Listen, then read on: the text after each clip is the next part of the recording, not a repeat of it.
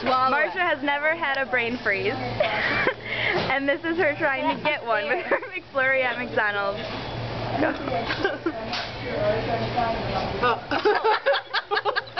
You gotta close your mouth. That's where it gets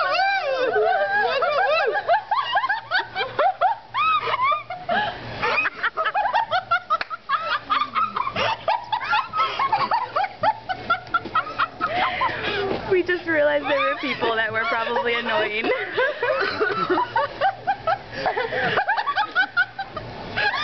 Still are. Trying to get on the roof of your mouth.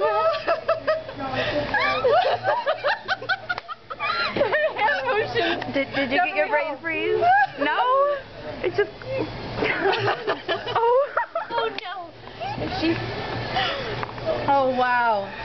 What's going on? Talk me through what you're feeling. Didn't happen. Oh, okay.